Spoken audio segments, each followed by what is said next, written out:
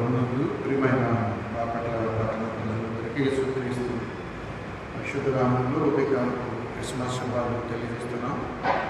సమయం 5 గంటలు కావస్తుంది. మరి నిధులు లేవండి. ఫాదర్ గారి నూతన దేవాలయంలో క్రిస్మస్ ఉదయారాధన జరుగుతున్నాయి. మీ అందరినీ కూడా ప్రేమతో ఆహ్వానిస్తున్నాం. తలలు వచ్చి ప్రార్థన చేసుకుని కార్యక్రమాన్ని ప్రారంభం చేసుకున్నాం. పరిశుద్ధుడు తండ్రి, మీకు వందనాలు.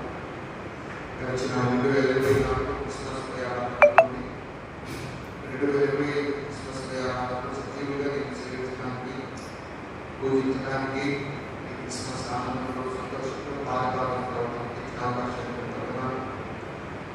ఈ 2వ దినం నీకు దగ్గరకు దర్శించుకున్నాను.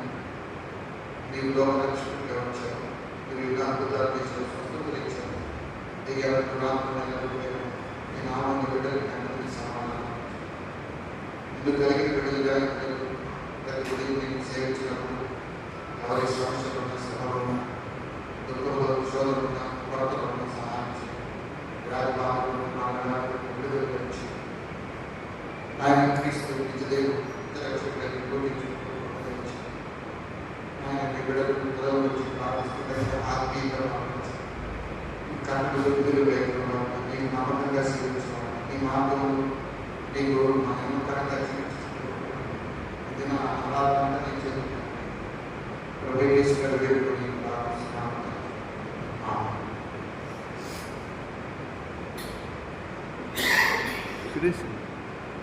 ఆ 2 ఫ్యాన్లు తీసి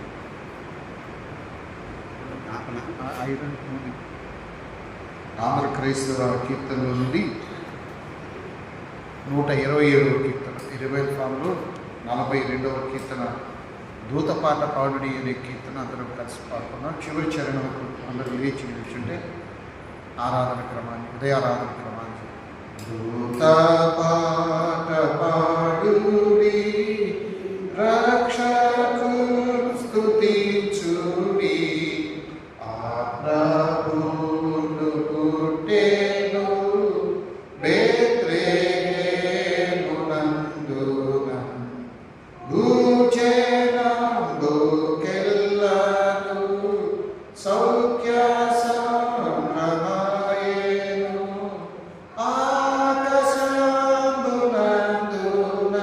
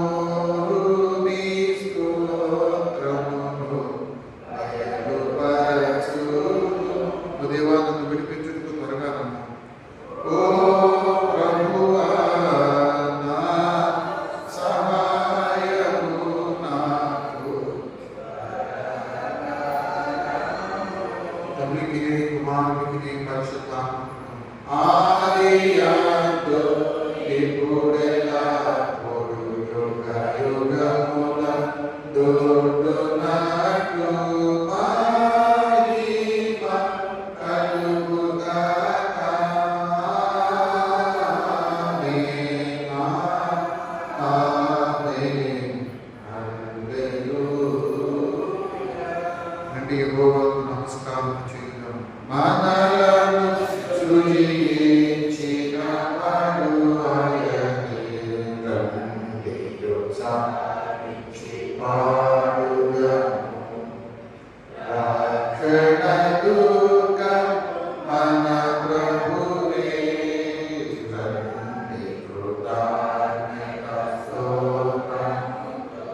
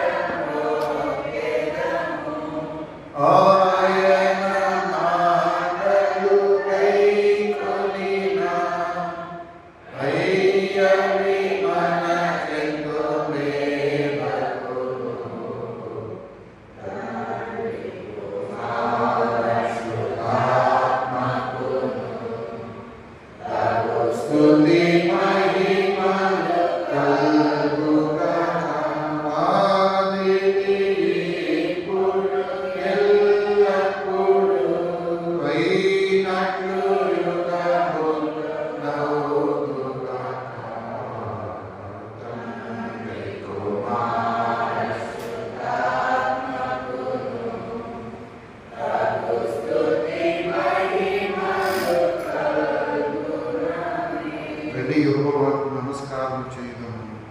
మనలను సృజించిన వాడు ఆయనే. 110వ కీర్తన దావీదు కీర్తనలో ఉత్తర ప్రత్యేక రీతిగా చదువుతున్నాం. దావీదు కీర్తన గ్రంథముల నుండి 110వ కీర్తన. నా ప్రభువుతో సెలవిచ్చిన వాడు, నేను నీ శత్రువులు నీ పాదములకు పీఠముగా చేయుట, నా కుడి పార్శ్వమున కూర్చుండు.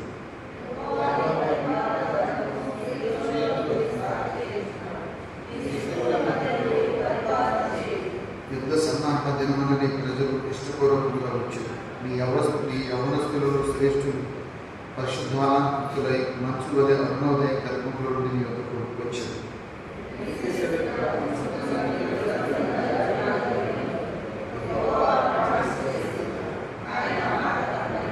ప్రభు నీ కుడి పార్శ్వము నుండి తన కోప జన్మన రాజును కొట్టు. నలుగురు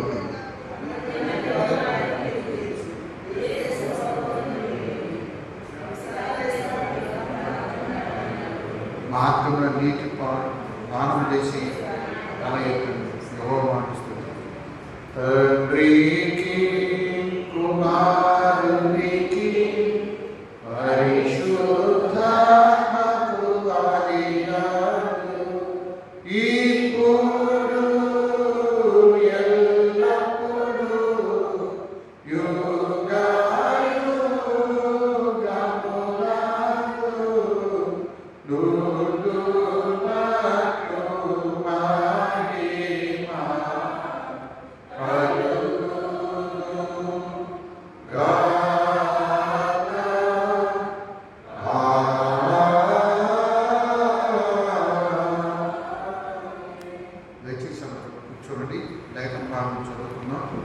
మీకా గ్రంథం 4వ అధ్యాయం మొదటి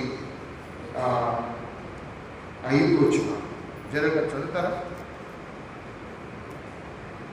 మీకా గ్రంథం 4వ అధ్యాయం పేజీ నెంబర్ 765 పేజీ 765 పేజీ మీకా గ్రంథం 4వ అధ్యాయం మొదటి 5 వచనం.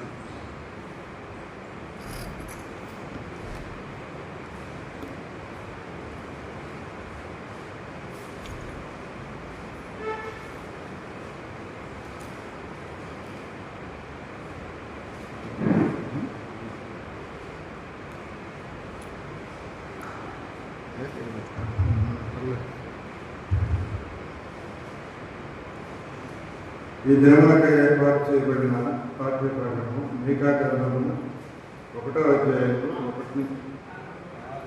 4వ అధ్యాయము 1 నుంచి 5 వచనం. అంత్యదినములలో యెహోవా మందిర పర్వతముల శిఖరమున స్థిరపరచబడి కొండల కంటే ఎత్తబడగా ప్రవాహం వచ్చినట్లు జనులు దానిలోనికి వద్దురు. కాబట్టి ఆ కాలమున అన్ని జనులు అనేకులు వచ్చి సీయోనులో నుండి ధర్మశాస్త్రమును, యెరూషలేములో నుండి యెహోవా వాక్కును బయలువెళ్ళును. యాకోబు దేవుని మందిరమునకు యెహోవా పర్వతమునకు మనము వెళ్ళుదము రండి. ఆయన తన మార్గముల విషయమై మనకు బోధించు. మనము ఆయన త్రోవలో నడుచుకుందుము అని చెప్పుకుందు. ఆయన మధ్యవర్తి అయి అనేక జనములకు న్యాయము తీర్చును.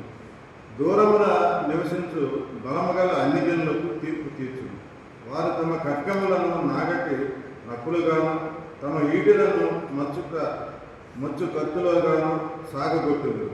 జనము మీదకి జనము ఖడ్గమును ఎత్తక యుండును. యుద్ధము చేయి నేర్చుకున్నటకు జనులు ఇక మానివేదు.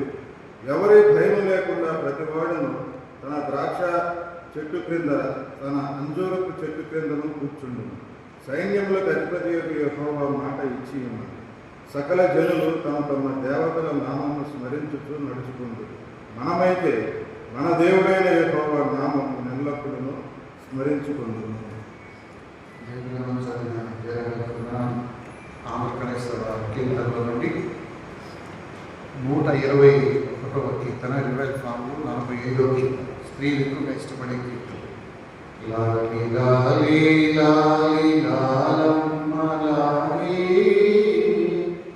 లాలి అని పాడరే బాలయేసునకు లాలి లాలి లాలి లాలి లాలమ్మ లాలి అని పాడరే బాలయేసునకు లాలి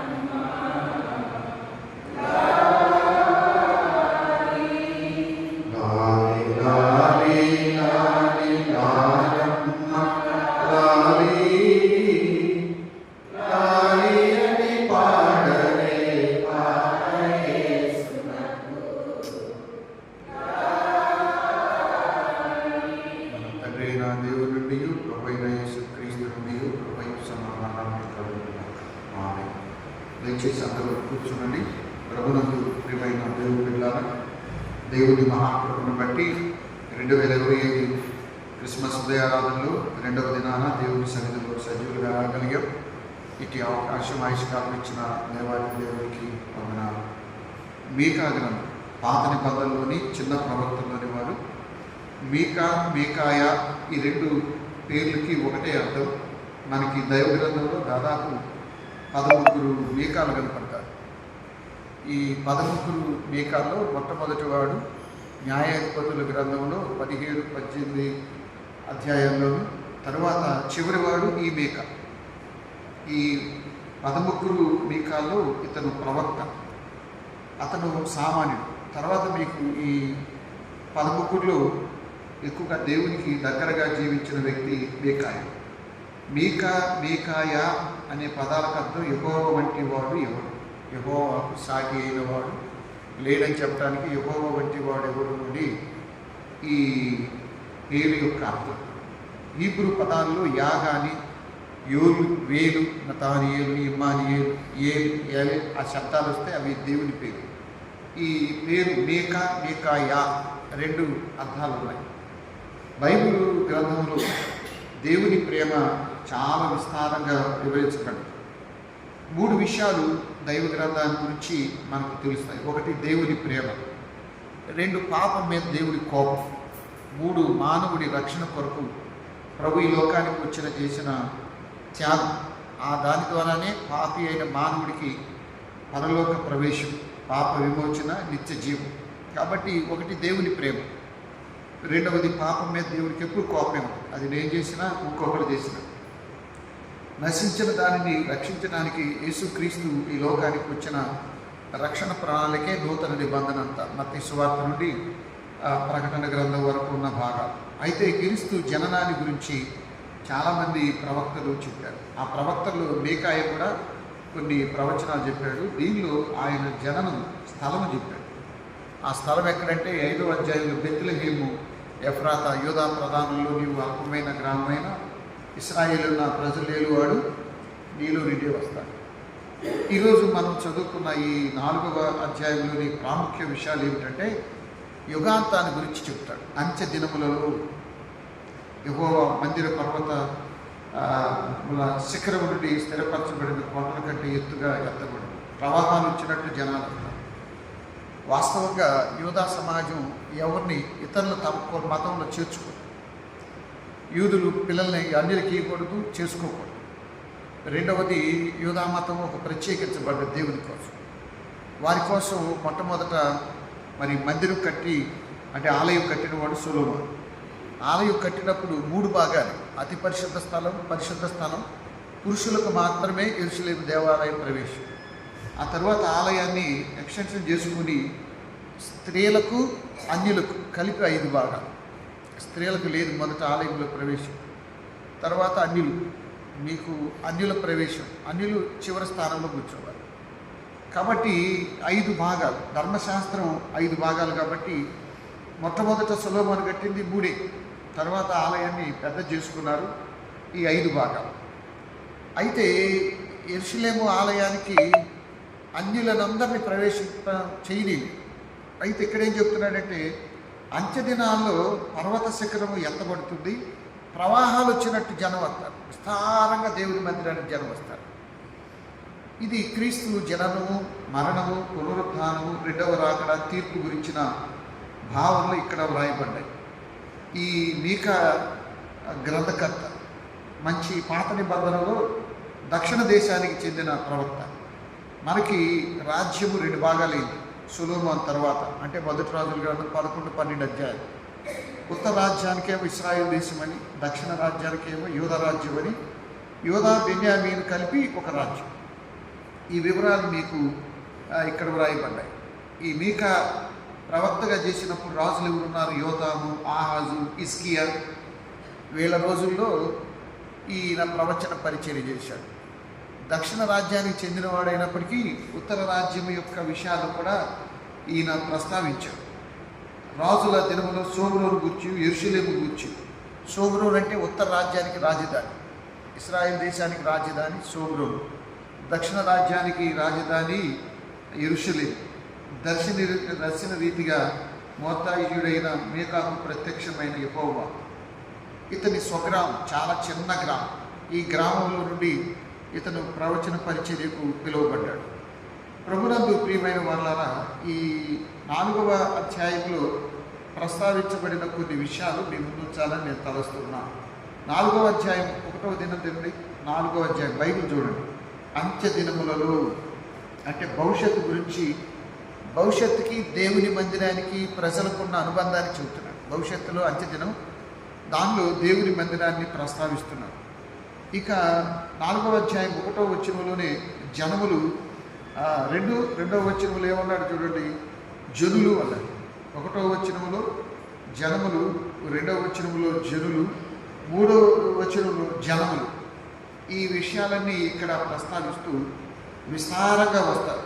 4వ అధ్యాయం 5వ వచనంలో సకల జనులు అన్నాడు. జనులు, జనము, జనములు, సకల జనులు అంటే మనకి ఇవ్వబడ్డ ఆ టెక్స్ట్లోనే సకల జనులు అంటే సార్వత్రిక రక్షణ, అందరి రక్షణ.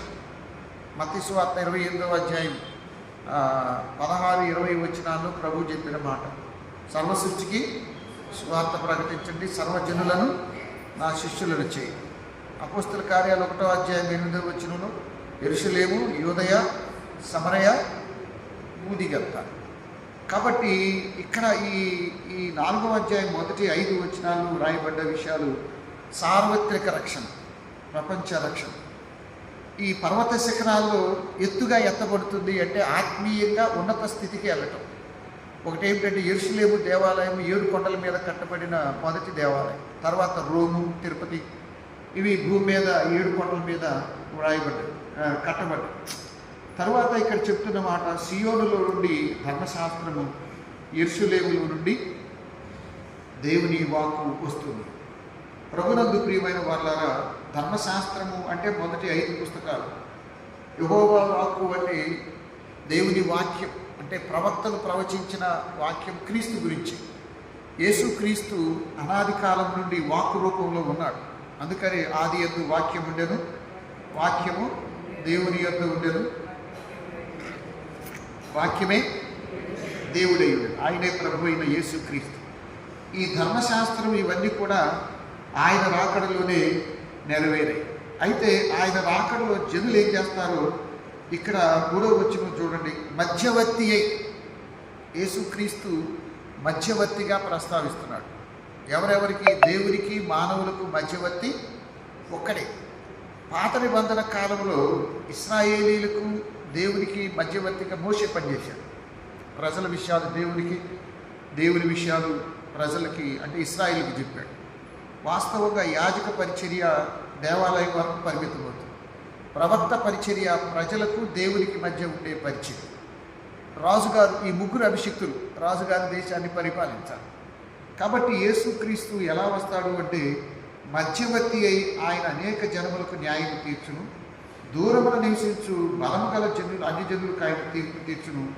వారు తమ ఖడ్గములను నాగటి దుక్కులుగాను తమ ఈటెలను మచ్చు కత్తులుగాను సాగగొట్టును. జనము మీదకి జనమును ఖడ్గము ఎంతగా యుద్ధము చేయ నేర్చుకొనుట జనుల యొక్క మానుడు. ఇదేంటి అంటే యేసు ప్రభు కాలం సమాధాన కాలం, శాంతి కాలం. కాబట్టి యేసు కాలంలో యుద్ధాలు ఉండవు. యేసు రాజుగా కలిగిన కాలంలో, యేసుని రాజుగా కలిగిన కాలంలో యుద్ధాలు ఉండవు. ఇక్కడ ప్రభునందు ప్రియమైన వాళ్ళారా, జనులు ప్రపంచంలో చాలా మంచి వ్యాపారం ఏంటి అంటే భూమి మీద ఉన్న వ్యాపారాలన్నింటిలో మంచి వ్యాపారం ఏంటంటే ఆయుధాలు తయారు చేయటమే, అమ్మటమే. అదే మంచి వ్యాపారం, ఆయుధాలు తయారు చేయటం, అమ్మటం. మనిషికి భద్రత కరువైంది. ఇప్పుడు మన ఇళ్ళకి తాళాలు వేసి రాలేము, తాళాలు వేయకుండా రాలేము. జంతువులు, పక్షులు వచ్చి అగ్ని వెతికెళ్తారు. మన ఇళ్ళకి తాళాలు వేసేది ఎందుకు? మనుషులు వచ్చి పట్టుకెళ్తారు. మనల్ని చంపేది ఎవరు? మనుషులే. దోచుకునేది ఎవరు? మనుషులే. పాకిస్తాన్కి, ఇండియాకి, చైనాకి పడింది ఎవరికి? మనుషులకే. కాబట్టి భద్రత కోసం ఆ దేశం ఈ దేశం ఆయుధాలు కొనుక్కోను, తయారు చేసుకును. ఇవి ఏమైనా వ్యవసాయం చేస్తాయా, వ్యాపారం చేస్తాయా, పంటలు పండిస్తాయా, మందులుగా ఏమైనా ఆరోగ్యానికి ఉపయోగపడతాయా? ఏం ఉపయోగపడతాయి? భద్రత కోణంలో ప్రపంచంలో కోట్ల మంది ఆయుధాలు కొనుక్కున్నారు, దాచిపెట్టుకున్నారు. రెండవ ప్రపంచ యుద్ధానికి ముందు అంటే రష్యా బాగా బలంగా ఉన్న దినాల్లో, అంటే సోవియట్ యూనియన్ కమ్యూనిజం ఉన్నప్పుడు ఏం చేశారంటే ఆయుధాలని అణు సామాగ్రిని ఏం చేశారంటే బంకర్లో నిల్వ చేశారు. ఇప్పుడు ఏమవుతుంది, అవి విడిపోయాయి రాష్ట్రాలుగా, దేశాలు. ఈ వేసవి తీవ్రత ఎక్కువైనప్పుడు యాసిడ్ రైన్స్ పడుతుంది. యాసిడ్ రైన్స్ అంటే అణు వ్యర్థాలను వాళ్ళు దాచిపెట్టినవి ఎన్ని వేడికి తీవ్రత ఆకాశంలోకి వెళ్ళి వర్షంగా కురిస్తే యాసిడ్ రైన్స్ పడుతున్నాయి. అందువల్ల చర్మ సంబంధమైన వ్యాధులు ఎక్కువ అవుతున్నాయి. ఇవన్నీ ఎందుకు చెప్తున్నానంటే భూమి మీద మానవుడు దాచిపెట్టినటువంటి అణ్వాయుధాలు తయారు చేసినవి కానీ తయారు చేస్తున్నవి కానీ ఇప్పటికి నాకు తెలిసి 1972 70 అంటే అప్పుడు మేము పుట్టిన కాలం. అప్పటికి యుద్ధ పరిశీలన అని ఒక గ్రంథం ఉంది. దానిలో ప్రపంచంలో ఏ దేశాలు ఎన్ని యుద్ధాలు చేశాయి, ఎన్ని యుద్ధాలు గెలిచారు, చాలా వివరాలు ఉంటాయి దాంట్లో. ఆ పుస్తకంలో ఏం రాశాడంటే అప్పుడుకున్న అణ్వాయుధాలు వాడితే భూమి 13 సార్లు పేలిపోయిందంట. 1970 తర్వాత దాదాపు 50 సంవత్సరాలు గడవట్ల. ఈ 50 సంవత్సరాల్లో మరి అణ్వాయుధం వాడబడింది అంటే హిరోషిమా నాగసాకి పట్టణం మీద సెకండ్ వరల్డ్ వార్. ఇప్పటికీ అక్కడ పుట్టే పిల్లలకి శారీరక రుగ్మతలు ఉన్నాయి, కాళ్ళు చేతులు అన్నీ క్లీన్ బాగుంటున్నాయి. ఇప్పటికీ అక్కడ పచ్చని మొక్కలు పొలవు. ఆ హిరోషిమా నాగసాకి పట్టణం మీద అది స్ట్రైట్గా ఒక స్కూల్ మీద పెట్టి, ఆ స్కూల్లో ఒక పిల్లాడు ఒక స్టాండ్ మీద నిలబడి ఇట్లా చేతులు ఎత్తుతాడు, గ్లోబ్ మీద నిలబడి మమ్మల్ని కాపాడండి అని. అంటే గ్లోబ్ మీద నిలబడి ఇక్కడ చేతులు ఆకాశం వైపు చాపుతాడు, మమ్మల్ని కాపాడండి. యుగాంతం ఎలా ఉంటుందంటే చెప్పాను కదా, ఒకళ్ళ మీద ఒకళ్ళకి భద్రత కారణం చేత మనకు ఆయుధాలు ఉన్నాయి, అణ్వాయుధాలు పక్కనే పాకిస్తాన్కు ఉన్నాయి, చైనాకు ఉన్నాయి. మరి ఇవన్నీ ఎలాగే భూమి మీద ఎన్నో అణ్వాయుధాలతో మొన్న మధ్య ఇజ్రాయెల్ దేశం పక్కనే పాలస్తీనా, ఈ దేశాల మధ్య యుద్ధం ప్రపంచం మీద తీవ్రమైన ప్రభావం చూపించింది. క్రీస్తు రాకడికి వీటికి సంబంధం ఏమిటంటే అంత్య దినాల్లో అపాయకరమైన సంఘటనలు ఏంటంటే యుద్ధం. కానీ యేసు వచ్చిన తర్వాత ఈ ఈ ఈ టెక్స్ట్ దేనికి సూచన అంటే యేసు వచ్చి ఇప్పుడు 2025 సంవత్సరాలు అయింది, కానీ యుద్ధాలేవి ఆగలేదు, ఇంక ఎక్కువైంది. కానీ ఇది చెప్పింది 1000 ఏళ్ల పాలన గురించి. అంటే యేసు క్రీస్తు రాజ్యంలో గొర్రెపిల్ల సింహము పక్కపక్కనే, అదేమో క్రూర మృగం, ఇదేమో సాధు జంతువు. అంటే ఏంటి, క్రూర మృగం కలిగిన సింహము సాధు జంతువు ఎలా కలిసి ఉంటాయో, క్రూరత్వం కలిగిన వ్యక్తులు సాధు స్వభావం కలిగిన వాళ్ళు కలిసే ఉండాలి. ఇక్కడ చెప్పబడినటువంటి ఆయుధాలు ఉన్నాయి చూడండి, నాగటి కత్తులు, ఇక్కడ కొన్ని చెప్పాడు చూడండి, ఈటెలు, ఖడ్గములు. ఇవేం చేస్తారంటే ఆయుధాలుగా వాడకుండా వ్యవసాయానికి వాడతారంట. ఉన్నా కింద ఇక వ్యవసాయం చేస్తారు కానీ వాటితో మనుషుల ప్రాణాలు తీయరు. అంటే ఏంటి, ఇక యుద్ధం చేయాల్సిన అవసరం లేదు, యుద్ధ సమయం అయిపోయింది. కింద చూడండి, ప్రభునందు ప్రియమైన వాళ్ళారా, వారు తమ ఖడ్గములను నాగటి దుక్కులుగాను తమ ఈటెలను మచ్చుకత్తులుగాను సాగుగొట్టుటకు జనము మీదకు జనమును ఖడ్గము ఎంతగా యుద్ధము చేయ ఇక నేర్చుకోరు. యుద్ధ విద్యలు ఇవన్నీ మానేస్తారు. ఇక్కడ కావాల్సింది ఏంటంటే క్రీస్తు రాకడలో యుద్ధాలు కాదు చేయాల్సింది, క్రీస్తు బిడ్డలుగా జీవించడం. ఒక రాజ్యం మరొక రాజ్యం మీదకి. మరి శ్రీశ్రీగా రాశారు, మరి రక్తసిక్తం కాని స్థలం భూతలమంతా ఎతికినా దొరుకుతారు. గత కాలంలో ఎన్నో యుద్ధాలు, మనకు బ్రిటిష్ వాళ్ళకు ముందు కూడా చాలా యుద్ధాలు జరిగాయి. ఆ యుద్ధాలు ఎంత రక్తం భూమి మీద కాచబడిందో, ఎంతమంది చనిపోయారు. మరి సెకండ్ వరల్డ్ వార్ కావచ్చు, ఈ మధ్య జరిగిన యుద్ధాలు కావచ్చు. ఆ యుద్ధాలు దేశాల మధ్య అయితే కులాల మధ్య, మతాల మధ్య, ప్రాంతాల మధ్య, భాషల మధ్య, భార్యాభర్తల మధ్య, అన్నదమ్ముల మధ్య, తోబుట్టుల మధ్య, ఇరుగు పొరుగు వారి మధ్య అన్ని యుద్ధాలే కదా. యుద్ధం లేకుండా ఆడం. కొన్నిసార్లు ఇంట్లో భార్యాభర్తలే యుద్ధాలు చేసుకుంటారు, కొన్నిసార్లు అన్నదమ్ములు, తోబుట్టులు. మొత్తానికి యుద్ధ స్వభావం ఏంటంటే కయ్యూను స్వభావం. కయ్యూనేంటి, డామినేషన్, చంపటమే, ఎదురొస్తే చంపేయటం, ఎవరిని సొంత తమ్ముడినైనా. క్రీస్తు స్వభావం ఏంటి, ఇతరుల కోసం చనిపోవటం. చంపటం వేరు, చనిపోవటం. యేసుక్రీస్తు లోకానికి ఎందుకు వచ్చాడు అంటే మానవుల రక్షణ కొరకు తన ప్రాణమే పెట్టడానికి మధ్యవర్తి. ఎవరికి? పరిశుద్ధుడైన దేవుడికి, పాపి అయిన మానవుడికి. దేవుడేమో పాపి కాలేడు, మానవుడేమో పరిశుద్ధుడు కాలేడు. కాబట్టి దైవ మానవ సంబంధాలను పునరుద్ధరించడానికి ఆయన మధ్యవర్తిగా వస్తాడు అన్నది ఇక్కడ వ్రాయబడిన మాట. ప్రభునందు ప్రియమైన దేవుని బిడ్డ, ఈ భాగంలో మరి వ్రాయబడ్డ మాటలు, ఎవరు భయం లేకుండా ప్రతివాడు తన ద్రాక్ష చెట్టు క్రిందను అంజూరు చెట్టు క్రిందను కూర్చుని. ఇది దేనికి సూచన అంటే యోధా మతంలో 4వ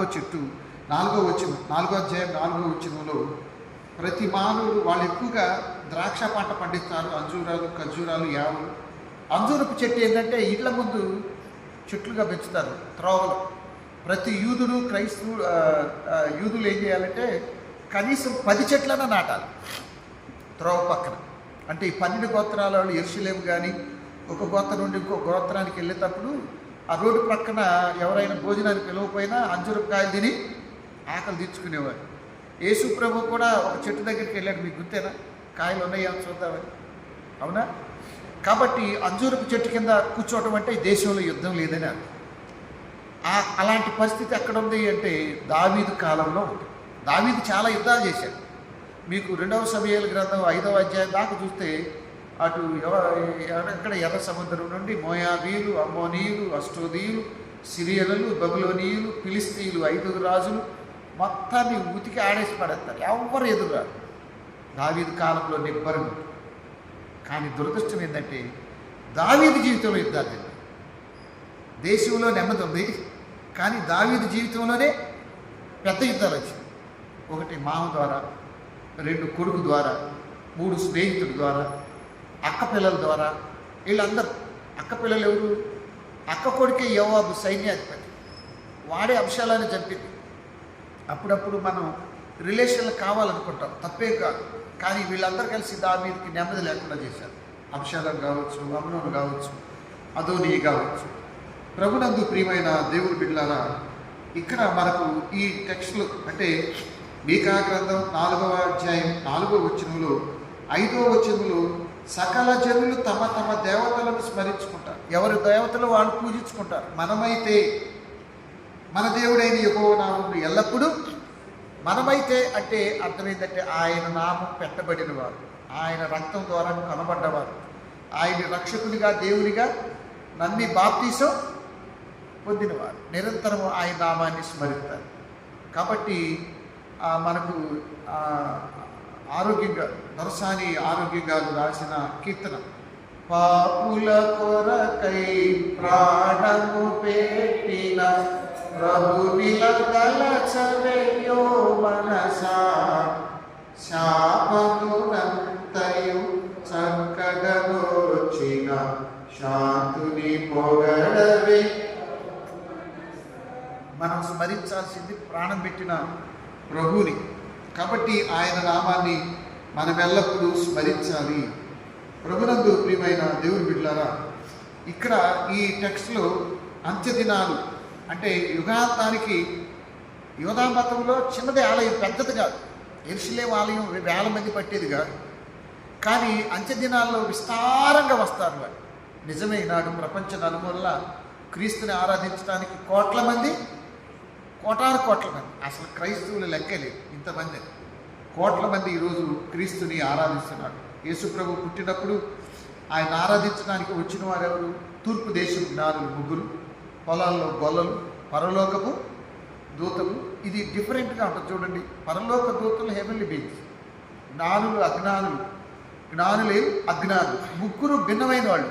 పరలోక దూతలు వేరు, జ్ఞానులు వేరు, అజ్ఞానులు వేరు. దేవాలయంలో వీళ్ళందరూ ఉంటారు, దేవదూతలు ఉంటారు. దేవుని సన్నిధి ఉన్న స్థలము, ఏ దేవాలయం పరిశుద్ధంగా నీతిగా ఉంటుందో ఆ దేవాలయంలో దేవుని సన్నిధి, దేవదూతలు ఉంటారు.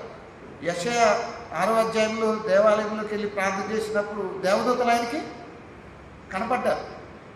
కాబట్టి ప్రభునందు ప్రియమైన వాళ్ళారా, అంత్యదినాల్లో విస్తారంగా ప్రజలు రక్షణ పొందుతారు. ప్రపంచంలో కోట్ల మంది ఈనాడు రక్షించబడ్డారు, ఇంకా రక్షించబడవలసిన అవసరం ఉంది. కాబట్టి క్రీస్తుని అంగీకరించిన క్రైస్తవులు యుద్ధాలు చేయకూడదు. మన పక్క వాళ్ళతో, పొరుగు వాళ్ళతో, సంఘంలో ఉద్యోగం చేసే చోట ఎవరితో హాని చేయకూడదు. చూసారా ఆయన ఏం చెప్తున్నాడు? ఇక యుద్ధం మానేస్తాడు, యుద్ధం చేసే స్వభావాన్ని విడిచిపెడతాడు. 2, ఆ యుద్ధ ఆయుధాలను వదిలేస్తారు, శిలువను ధరించి క్రీస్తు కొరకు జీవిస్తారు. ఆ విధంగా జీవించడానికి పరిశుద్ధాత్మ దేవుడు తన ఆత్మ సహాయాన్ని మనకు దయచేయునుగాక. దేవుడి కొద్ది మాటలు మన వినికిల్లో దీవించునుగాక. ఈరోజు మనకి టీ మరియు స్నాక్స్ సిద్ధపరిచిన వారు తుమాటి బాబురావు పాష గారు, అలాగే పాషం గారు, వెనిశ్రీ పాషం గారు. ఈరోజు వెనిశ్రీ పాషం గారు పుట్టినరోజు. ముందుకు వస్తే చిన్న ప్రార్థన చేద్దాం.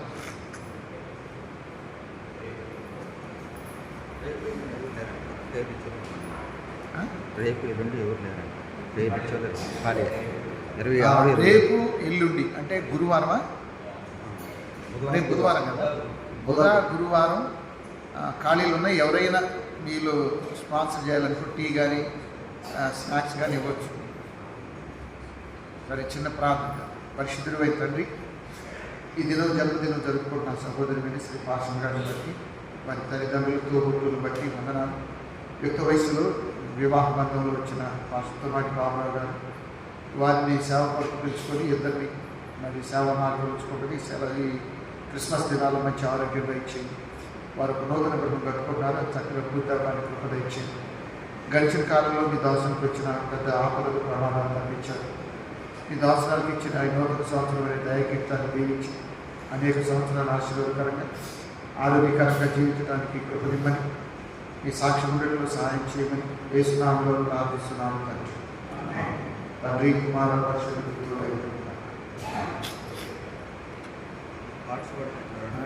ఇక్కడ ఈ కార్డులు ఉన్నాయి. ప్రతిరోజు మనం ఆరాధన చేసుకునే అడ్వెంట్ ధ్యానాలు, ఆదివారం పాట లేని వారు తీసుకున్న వారు తీసుకోబాకండి. ఇది ఈ వచ్చే నవంబర్ 25 దాకా ఉండాల్సింది, అంతేనా? కాబట్టి ఇవి లేని వాళ్ళు ఎవరైనా ఉంటే తీసుకొని కింద అస్సలు పడే తూరుకోండి ముందుగా.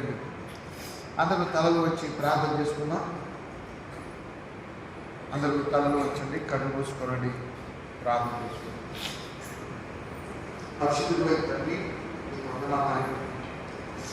గడిచిన 2024 క్రిస్మస్ ఉదయాలు తిరిగి 2020 సజీవులుగా నీ మందిరంలో ఉదయాన్ని చదివి పక్కన పెట్టి సంతోషంగా నీ మందిరానికి వచ్చిన ప్రతి బిడ్డకు దర్శించి దీవించండి, ఆశీర్వదించండి. దైవగ్రంథం చదివిన అంటే వాళ్ళ జీవితంలో మనకి సందర్భ బిడ్డలు కుటుంబాన్ని ఆరోగ్యాన్ని నేను కాపాడుతున్నాను. మరోసారి టీ మరియు స్నాక్స్ ఇస్తున్నటువంటి బాబు సత్యమణి గారు, శ్రీనివాస గారు, కొత్త సంవత్సరం జీవించినారు. మా సంఘంలోని కుటుంబాలన్నింటినీ ఇంకా సంఘ పెద్దల కుటుంబాలు, సందేశ బిడ్డలు, ఉపాధ్యాయులు, ఇతర సమాజంలో కూడా జీవించారు. మరి మా బిడ్డలు సండే స్కూల్ ద్వారా, యూత్ ద్వారా కాంపిటీషన్స్ పెట్టి మంచి బహుమానాలు అందించారు. దాన్ని ఇచ్చిన జ్ఞానాన్ని పెట్టుకోవడం. మా బిడ్డలు ఇతర జిల్లాలో, ఇతర రాష్ట్రాలు, ఇతర దేశాలు మనందరూ ఆరోగ్యంగా క్షేమంగా ఉంటారు.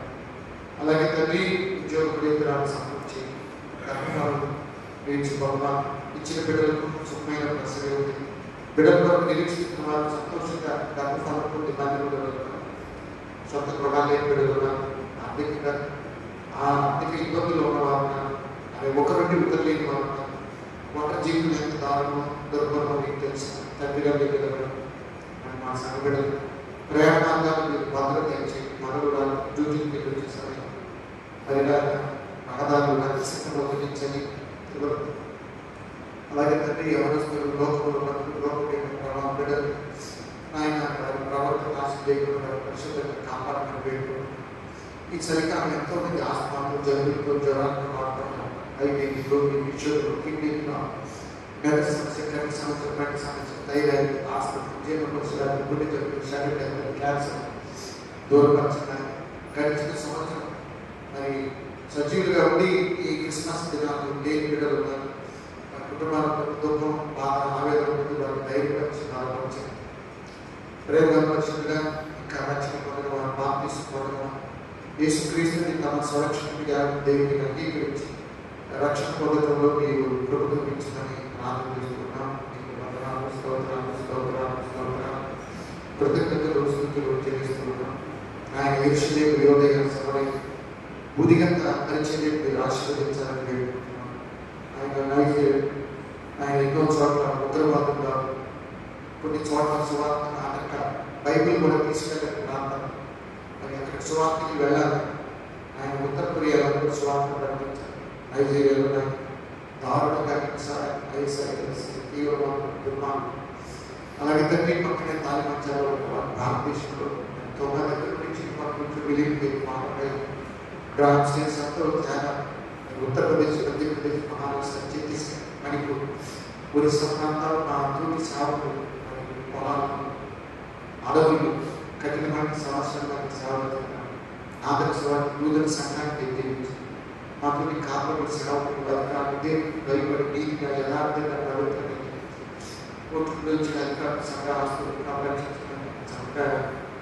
నిర్వహించి మంచి ప్రజలకు సువార్త దేవుకరమైన ప్రభుత్వం సంఘం చాలా దగ్గరికి పోయి పూర్వీకులు మిషనరీలు చేసిన చాలా మళ్ళీ వారి కట్టిన నిర్మాణం, వారు చేసిన సేవ పూర్వాలు అందరికీ దేవుని భయం భాషగారు చాలా చిన్న వయసులో చనిపోయిన కాపుల కుటుంబాలను అనారోగ్యంలో ఉన్న కాపాలను రోడ్డు పక్క అనారోగ్యం పరిశీలించిన దుప్పటించే వారు స్టూడియోలు ప్రేమించే వారిని దీవించిన తమ వచ్చిన బిడ్డల వ్యక్తిగత ప్రార్థనలకు సంప్రదించి ఈ నెల రోజులు క్రమంగా రావడానికి బిడ్డలకు సహాయం చేయి.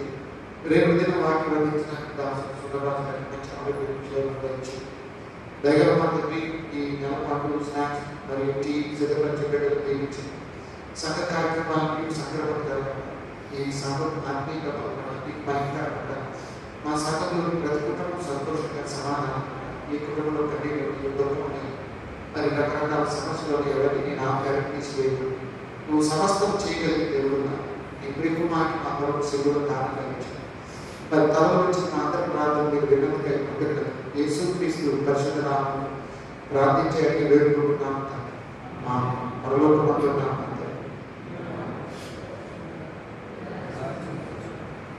ఈ చిత్తంలో మనం నెరవేర్చినట్టు భూమి నెరవేరినట్టు మాదిని మాకు దయచి ఆయన ప్రార్థన చేసిన వారిని క్షమించిన ప్రకారం శోధలోకి రాజ్యము, శక్తి, మహిమై నిరంతరం నీవు మన యేసు స్వామి కృప, తండ్రి అయిన దేవుని ప్రేమ, పరిశుద్ధాత్మని అన్యోన్య సహాయం, సమాధానం ఇప్పుడు ఎల్లప్పుడూ మనకును ఆయన ప్రేమించి వారికి తోడైదురుగా.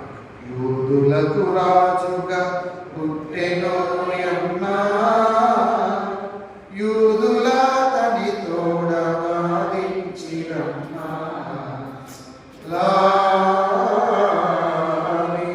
నరగొర్రెల మంద కాపరు యన్నా, గొరియల ప్రాణందు క్రీస్తు తానమ్మా,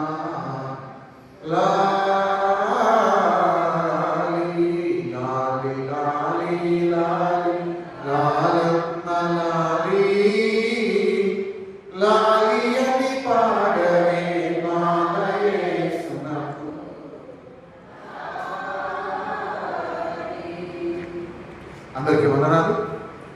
కింద మీకు టీ మరియు స్నాక్స్ సిద్ధపరచబడ్డాయి, తీసుకొని సెలవు. అందరూ రావడానికి గట్టిగా ప్రయత్నించండి. ఫ్యాన్లు మేము ఫ్యాన్లు వేసేవని కాదు, ఫ్యాన్లు అవసరం ఉన్న వాళ్ళు వేసుకోండి. మీ అవసరాన్ని బట్టి వాడుకోండి, అవసరం లేకపోతే ఆపేసుకోండి. అందరికీ వందనాలు సార్.